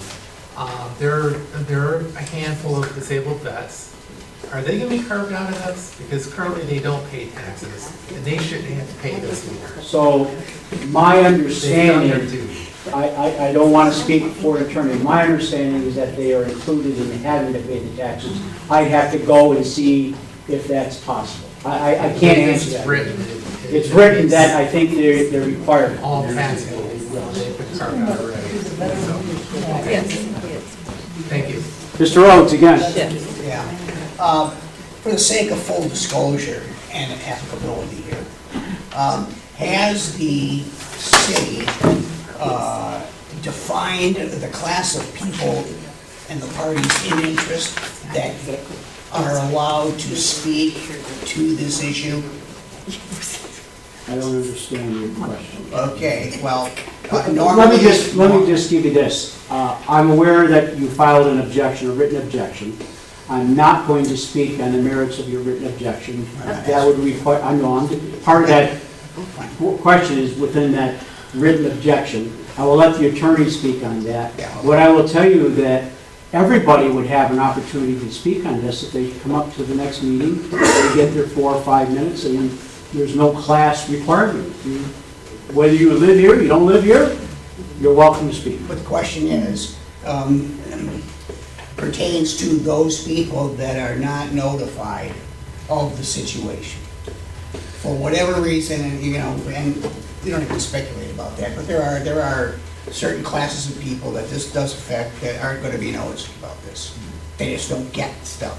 I don't know who you're speaking of. I know we have met the requirements of Michigan law, based upon Michigan law, in terms of notification processes. Matter of fact, we've gone above and beyond that process, just to make sure we met Michigan law. True story. I appreciate the mailing. I wasn't expecting the mailing. No problem. I'm here for you. Yes, ma'am, I apologize. Oh, for the city. No, don't apologize. First of all, I would like to thank you so very much for this whole opportunity to be here, and Heather for her job and work with Gary. I thank all of you for coming. Yeah, it's a really big deal. I'm new to the area, but this is kind of sort of something attached to what someone else was talking about. How many people live in this town? I think 4,000, Around right? 4,000, give How or many take. people are in this room? I find There that were at one really time 38, disconcerting. 39. They also have it online. Okay, I'm sorry. It's online. This is a really small town. It's a beautiful day. We're by the water. If we don't want to come and be here with our neighbors, who's going to want to come here? And I'm not asking for. You know what, I'm amazed every day that somebody would want to come and leave I know. that, listen to me talk. Now, I'm you're surprised. talking about partnering with other cities. Okay, as somebody who's lived on both sides of the state, more recently on the other side of the state more time, but I'm from Detroit. I think we should partner with the city from the other side of the state. Well, I am partnering with cities from the other side with our What about healthcare. If I- Muskegon? Who? Do you know what Muskegon did just in the last 10 years? Muskegon is rocking it. They've got tiny houses downtown that they turned into shops. Because we've got buildings here that have to come down, that infrastructure that wasn't taken care of. Muskie, you know what Muskie So I'm familiar with that. It requires a zoning Yep. change, an amendment. There's currently laws in the legislature regarding zoning that are going scrutiny. We've applied for a grant to have. Well, I'm just talking. No, let me talk about it. We've applied for a grant that talks about redoing our zoning and updating our zoning in order to facilitate that. I will tell you, some of the projects we've looked at include container box houses, mini houses. We've had people already come here and present those to us. We've That's vetted those. beachfront Believe it or stuff. not, That's folks, you may not realize that, but that kind of stuff has come across our plate already. Have you been to Grand Haven? Grand Haven has a lot of that. I have. Beautiful area. Oh, absolutely. I picture us doing that well too. Before we can get to that, we got to get our ducks in order in terms of somebody willing to make that kind of investment here and put money into the community, whether it be in a business or a home or that, in terms of infrastructure and services and that type of thing. So Okay. I applaud them. I wish there was a pre-made blueprint that would give me a map forward, but I'll look anywhere for that type of help and information. I just wondered about that kind of thing because this area really has a lot to offer. It's really, really pretty. But honestly, when I moved here, if it had been a different time of the year, I probably wouldn't have moved here. It was a bad situation. I was in another place that I needed to get out of, and 2 years ago, I made that decision. And driving in is not pretty. There are some places that really couldn't they like make the buildings look a little nicer or something? That's the thing that kind of freaks me out a little bit. I don't know. But the other thing I was just going to say is there interest in having a group get together, like a planning meeting, like neighbors sitting somewhere and like maybe using the Guy Center once a month to have a brainstorming meeting? I would be happy to facilitate the use of the Guy Center for citizens that want to get together and brainstorm. I think that's a great idea. If there's a number of people that you can get to energize that. I know Heather's interested in that kind of activity. She might help spearhead that if I can twist her arm a I little bit. see a lot of heads nodding though here. I'm like, Yes. I was going to say, the one thing just in general, is because you were talking about having city meetings, they meet all the time. And I'm just saying, because I do go to meetings, sometimes I don't, but we have to also go to those meetings and speak up. Because like Mike said, we have time. We're a lot of public comment time, so we've got to share that, and that goes to your point about to show that people care, to show that people want to continue to make a difference. And I mean, we all love this town. I love this place. I've only been here 5 years, but I adore this town. And I'm on the end where I bought newer, so my taxes are crazy higher. But we have to do what we have to do. And I love that. I think we're so lucky to have you. I've lived in many states and different town sizes. And to have somebody try that hard, and the number of grants we've gotten to help subsidize things we need, we're in a really crappy position, and you just happen to land on it, unfortunately. You know what I mean? But this has been going on for years, but we've got to solve it. And our town is great. We can't let something that, I hate a tax increase, but we also can't afford our town district to fall apart. God forbid, if we want to grow with, we want the new apartments, we want people to, we have a lot of population. I'm in my 60s. We have a lot of people that are seniors. We need young people to live in, and we need to make it desirable for everybody. And so I think we have to do what we have to do. But I'm sorry, I'm just, I appreciate it. Yes, sir. Yeah, I have a question, going back to police services. How did you come to the conclusion of reducing police services between the hours of 11 and 7? Because in my mind, I would think that that's when a lot of your violent crime happens. Actually, the statistics don't bear that out here. There's not a significant, I wouldn't even call it even significant, there's not a lot of violent crime in this town. Correct. I've worked in communities that tend to be a little bit more on the violent side. The calls for service based upon, if you look at it, are more daytime, afternoon. We may look at altering schedules where we could go to, depending, remember, a lot of this is all contractually. I have to go back to the police unions and negotiate that. Now, literally, I'm in contract negotiations right now with our police officers and our DPW workers. That's unfortunate. They deserve, that's unfortunate, but all city employees have been told, there's no raise, there's no money to give you, there's nothing here. So, I will tell you that, we'll look at the hours, and I'll work with the union people, through the chief, to achieve the best possible in scheduling.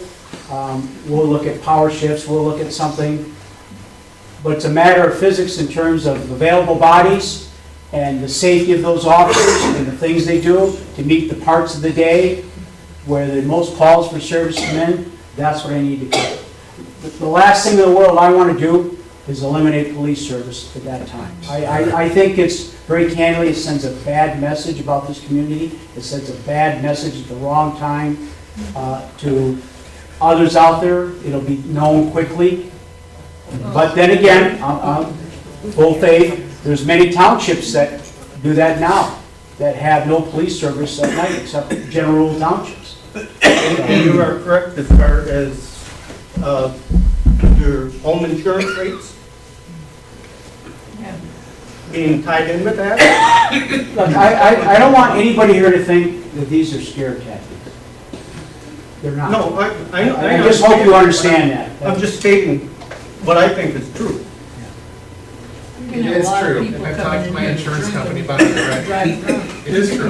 I've worked in terms of those type of things for insurance and understanding accreditation in terms of that and ISO ratings. All these things come into play. When they take this, they look at our ability to deliver water. They look at our infrastructure. They look at our fire department. They look at response time. They look at the type of equipment we have. They look at how we upkeep it. They look at all that stuff. They go out and test meters. They go out and test hydrants for flow. That happens in order to establish those rates. I've been involved in it, I understand it, I know it. So in terms of, our police officers, they have to have, are mandated to have certain levels of training, certain levels of equipment, certain level, the expertise that they have, and very candidly, it's hard to find police officers right now. Good police officers, it's hard to find them. Nobody wants to do that job. It's a thankless job. No, I don't mind it. It's a thankless job. But at the same token, I have a concern how we're going to pull off elections with all these people. We're mandated to do that. That's going to be a problem. I don't know how that's going to, I don't have an answer for that. There's no answer yet, folks. I don't have all the answers. I'll be the first to admit to you. I can't depend on volunteerism. There's training required by the state. There's a lot of things that go into all this that people don't see the underside of how the government operates and what it takes to get things done. Your commissioners see it. It runs through them. They set policy, I carry policy out. I bring it to them. This is the cost of business. They make that determination, how we're going to go about that. Do you know how big of a percentage of people are seniors now in this community and on limited income, and with the gas prices going the way they are, groceries the way they are, everywhere. It could be a worse time, let's be honest. Let's all say that. Tough road to hoe. I don't disagree with you. This couldn't be a worse time. And if anybody believes it's going to get better, no, it ain't going to get better. I can't. I'm sure it's wild. I apologize for that, but it's it's a matter of timing. It's terrible timing. Yes, It ma'am. is. Can we cut the police department and contract out with St. County Sheriff's I Department? talked about that. Yes, that can happen. I'd have to dissolve the department in terms of doing that. I've looked at that. The cost It appear is to be. usually cheaper in the long run. It is not usually cheaper. I don't know if you were here when I commented on that. I can give you the documentation though if you'd like. Yeah. So Algonac right now for fiscal year '27, proposed going forward, they're going to pay $18,000 less than my entire department now, and they're paying for 2 officers, 24 hours a day, 7 days a week, 365 days a year. 2. I've got an entire department. 6 or 7, I have to, in my mind, think about it. And now, with the budget cuts I'm having, I'm going to be less than what the sheriff's charging them for 2. Very candidly, The sheriff has the same issues that I have on a much larger scale. I'll be happy, all you have to do is FOIA these documents from other jurisdictions. I'll give you what I have, but FOIA the documents, you'll see the sheriff is not a cheaper option. Been there, done that. They all buy cars, all the cars cost $55,000, $60,000, they all cost $12,000 to $15,000 to outfit, they all run 3.5 years, I mean, I do this stuff in my sleep. I can tell you the cost of that. I can tell you about the de-escalation costs in terms of equipment and tasers. I can tell you that cost is just mammoth. It's even worse if you don't have it. Yeah, if the sheriff was a viable option, I'd go back to the commission. Do you know this city studied that previously? And asked for quote previously? And found it was more expensive? Will the sheriff's cost change somehow in the future where they can make that? Can't tell you that. I'll be honest with you. I know the sheriff, good man. I have nothing bad to say about the sheriff's cost. I like our police department. I think the citizens like their police department. I know there'll be people sometimes that have different opinions. We're trying to do things. We're trying to make things better. We're trying to evolve and change and grow. That's all I have to say. But I stand behind our police department, I stand behind our DPW, and I stand behind the rest of the city employees. Do we have bad days? Yes. Do we make mistakes? Absolutely. Yeah, I stand behind the police department as well. 100% I stand behind it. But my husband worked for a city as well. They found out that it was contractual better to contract out with the Some cities it is. sheriff's department than it was to have their own police department. Yep, some cities are like that. I'm well aware of it. So before I evolved into this position, I was the chief of police in 2 different organizations for about 39 years. So I have a little bit of a background in understanding budgeting, governmental operations, police departments, and that kind of stuff. You know, with the cut for the police at 11 o'clock, and especially like, say, Thursday through Sunday, Yeah. you've got all the drinkers, you're gonna have other people coming from out of town to drink because they know that they can drink and drive, because there's no police around. We're gonna have a lot of problems there. I can't argue against that.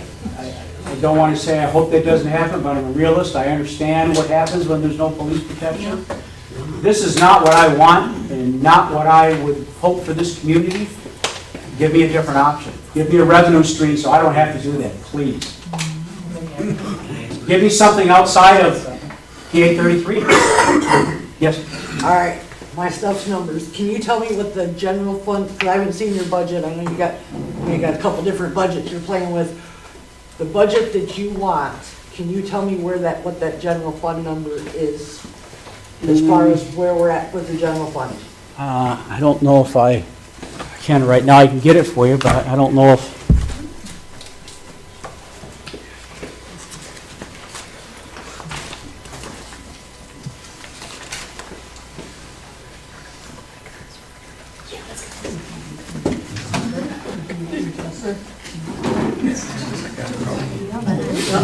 I can't break out the general fund. I'll tell you with the one I know what last. with a significant amount of cuts.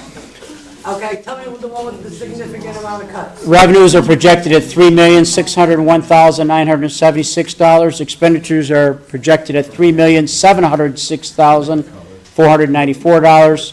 Storm annual debt payment of $174,179 for a deficit of $278,697. Okay, and I know you and I've talked about this previously, and I know that obviously it's not up to me, it's not up to you, it's up to the commission, what services they want, what services they don't want. They may say, keep the police department and get rid of something else. Ultimately, is there any way to look at, because you know I'm not against everything, lowering that mill and putting an end date in your resolution? Because your resolution is open-ended, that it never ends. Do I think there is? Yeah, I do. But I don't have that crystal ball to tell that. So I don't want to say, yeah, and end it here and there. I think there has to be some parameters. So let me, as an example, I would say, as I pitched already, ideally, in my mind, I'd like to see it go to a vote of the people for a Headley rollback versus the PA 33. Right. And I'd like to see the city shut down the PA 33, realize what the Headley rollback would be, whatever that number is, and start, I'm not, your idea, so I'm gonna run with it. Start on that basis and then move it back. I think every year we have to, come to this. I think it should sunset, but I think it's gonna need some time in order to change this. It's not something to be done on a dime. Absolutely, but verbiage on number 9 of page 3 of the resolution would help, that it's not a. I did mesmerize it all. Oh, you didn't read it? No, I can read it. No, I read it like, I see it at night. There's no end date. There's no end date, so basically it's and I'm asking questions now only because we can come up here on May 7th and have our 4 minutes, but there's not a lot of. That's something that down the road I think could probably be talked about or suggested to the board. They may I consider that. mean, it will be brought up again on May Okay. 7th. Because We're making soup here. It's not done yet. We're Right, still. I get it, but you published it online that this is what they're gonna vote on May Right. 7th, so that's my concern. But understand, they can amend, they can. Absolutely, and I'm looking for a final outcome of that. Looking back at last year's general fund, we were just under 4 million. We were in a slight deficit, just like you said, we borrowed money. 300,000 or to do- 400,000. Okay, You know yeah, why we didn't do this in 2019 or 2020, 2021? Why we didn't have this problem back then? Did you research that? I did not. We I were know propped that- up by ARPA funds. Right, well, right, all the COVID money came in. Like I said, we were in the same situation in 2015, things got better. You look at your packet, you can We're see right that. back where, I didn't get a packet, I had to. I apologize, I had no to let the idea. other people have the packets. A lot of us were here in 2015, you weren't part of this. Now, if we do the cuts that we need to make, regardless of it's your cuts or the commission makes different cuts, and we take this to a vote, and that vote is in November, what does that do for us in November versus we have to do this now because the state mandates it versus now it's gonna go to a vote, we're gonna talk about it? So at this point, I can't tell you because I don't know. I don't know what the future is going to bring. If you're suggesting that, what's going to happen if there's no, if this sad piece or the PA 33 is stopped, no revenue stream, then I'm forced to give that budget. I turn in that budget, they make whatever changes they want to make to that budget. I've got some interesting things for them to consider as they move forward, some ideas in that. Then if they're going to schedule a vote and try to come through with a Headley, we're going to be austere through November because you got to collect the money and do all that stuff. If you looked at the PA 33, it was set to go on the winter taxes because you paid higher taxes in the summer. We were trying not to do that in terms of setting this up. And then it would be to the vote of the people at Headley. Headley's not guaranteed. The cuts would already be made, then you try to put things back together after the cuts are made. So knowing that we were short last year, that 400,000, which I actually looked it up when we were sitting here, did we do anything in the last year? And I apologize. I was under the impression things were good, so you haven't seen me sitting here. There's a lot of us that are here today that used to be here every week that haven't been here because honestly I thought everything's cool. Apparently things aren't cool. But we knew this a year ago that we were gonna be in this situation. What did we do in the last year to try to generate extra revenue, to bring money in? Well, I think we've done a number of things. I talked about the amount of grant money and state money we brought in. I mean, I talked about that incessantly. And that creates maintenance. Yeah, let me finish. Okay. So I talked about that. The other piece I talked to you about is how I tried to drive revenues in housing developments, whether it be the apartments, the houses, new businesses, trying to bring more people to spread out the load. That's a process. It's not something that you can say, hey, throw in 180 apartments and can you fill them right away? my concern, very candidly with this, I'm really worried that developers will see this process and say, we're gonna take a pause. I'm not sure I can sell houses in a climate where the taxes are going up, the services are going down, or I can't fill apartments if the services are having issues. So it's a tightrope, folks. It is a tightrope. If somebody else has got a better balance, please come take the wheel. But we're trying to do a number of different things to help drive revenues. And like I said, I know. I've had discussions with the board. They've talked to me about doing a Headley and how do we approach this. I've talked to the legislature and our representatives about, hey, this Headley is, it's upside down. It's killing a lot of us here. If you look at what's going on out there, there's a number of people, they're saying do away with all property taxes. Okay, great idea. No, I don't want to. How do you pay for services? Just answer that question. Tell us how you're going to pay for services. We all get it, right? Do away with it. Yes. So, real quickly, so if we don't, so if you have the PA 33 and at 5 mils and we generate the money to keep us going and maybe add a little bit each year to the general fund for a period of time of 2 years or whatever, and then you go and you try to get away or take away the Headley. Do a Headley to get a Headley override. An override. If you did get a Headley override, do your taxes go up? Well, depending upon the mill, so there's a great question. What's the Headley number, and what's that equate to in terms of assessed value at the time it goes in? So let's just say it's January of '27. Let's just call it that, okay? And then what's the value of this? So you see this, you do away with this, and they have to accept at what level. So in my mind, the commission would look at those different levels I gave you, 18, 14, whatever it was, and pick it, let's just call it 16 in the middle between 14 and 18. Let's call it 16. What's the revenue that brings in? Then right-size services to match that revenue.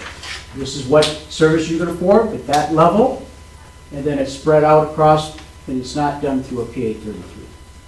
Now, it's a moving target. I'm talking, look over here, look over there. A lot of, you don't want this job? No way. I can't give you a concrete answer yes, because we don't know. But that, my thought process is I'm not saying, hey, raise it to the highest. No, find a number that you right-size your services with this here and restart the process versus doing what you're doing now. It's just going to, next year, it's going to go down again. Paul, the simple answer to your question is yes. Your taxes will go up. That's the whole point of it. Yes, you're right. The bottom line is the part that the simple fact of what he's been explaining here this entire time is you've spent way more money than you're bringing in. The pipers do, folks. It's time to pay. Stop whining about it. If somebody said you pay now or you can pay later, they've been paying later for years ahead of us. We're later. That's it. There isn't a fix that doesn't gonna cost you money, whether you have it or not. I'm not talking to you necessarily, Paul, but I mean, that's the point. I guess my question is it more beneficial just to keep the PA 33 going? I can't tell you that. I'm not qualified to tell you that. I've got a financial analyst guy that can tell me, but I can ask him. But I personally don't care for it because I like the idea of the voters having the opportunity to say, if I didn't have to use this tool, this would not have been. There's nothing else available. But I agree with you. I want to wrap this up. I want to go have dinner. Let my dogs out eventually. So This is my last question, I promise. I'll save the rest of it for May 7th. Ultimately, since you and I talked last week, you know how I get. My heart breaks for the elderly people that I have talked to, going door to door, even before this tax increase, just with the economy itself. these people telling me, I've gotta sell my house, I can't live here anymore. This is just water, and I can't afford to keep my, repair my house. And my heart breaks for these elderly people and some of the business owners. I've talked to some business owners that says, I can't do it. And honestly, our business owners are the ones that are gonna take they're getting the big piece of this tax. People don't realize that. And no, People don't realize what we get back from the businesses here. Sometimes I think some people don't businesses are realize that. struggling, and like I said, I'm just, So. you know how I feel. No, look,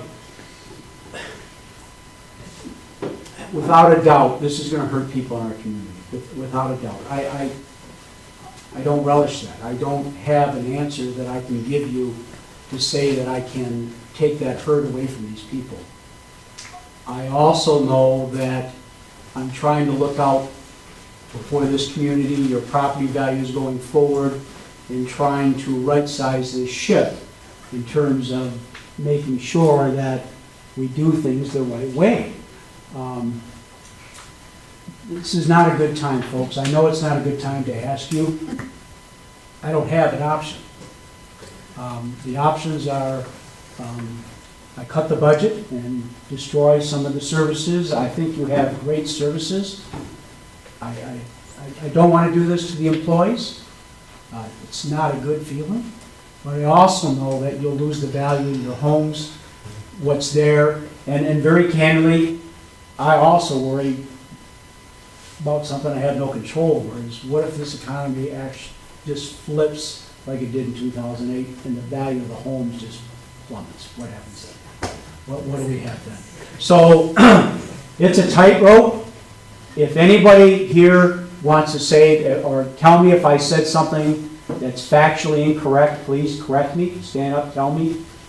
I'll apologize. If there's somebody that has other information or knowledge or something you want to tell me that I'm not aware of, please come forward. I'm in the office early in the morning and usually till late at night. I'm available. I answer emails on weekends and at night. I'll try to come to your houses, talk to your neighbors. I'm not going to beg for you not to sign. I'm not doing that. I'm going to give you factual information. You folks make a decision based on your financial ability, what you can and can't. Is that fair? I do, one of the things I just want to comment about our staff. With these water bills, I see a number of people come in every day, and I can see it in their eyes. They're scrounging for money. They're on late payment plans. And I see our staff work with them, take abuse from people. And I'll tell you, that's problematic in the city. But I'm not going to go there right now. But then guide these people to help programs and different programs that they hook them up for resources, and call here and they'll help you with this payment. Oh, groceries here, call here, and they provide that information to them. That's the kind of service and empathy that I see out of the staff. I see the DPW guys in a hole in the middle of winter. The water's pouring in. It's a holiday, and they're trying to fix a 90-year-old pipe. And they look down, and there's 2 more leaks yet to go. See these police officers going to calls, and the fire department going to calls in houses that very candidly should be condemned. Nobody wants to pay more taxes. I understand that. I'm with you. But I also understand the cost of government, and I also understand, I think, and we've seen examples when it fails to do what it's supposed to. And in my estimation, it's more costly at that point. So unless there's another question or somebody has something else to say. Just real quick for the commissioners that are here in the room, please consider tweaking this resolution a little bit. I think it would help if there was some idea that there was an end of it. Right? And then let's go down the path of Headley. If nothing else, I'll put this on a website tomorrow for you if I get a chance, and we'll throw it out there. Thank you. Thank you, folks. Appreciate you coming. And I'll try to make your meeting in the morning.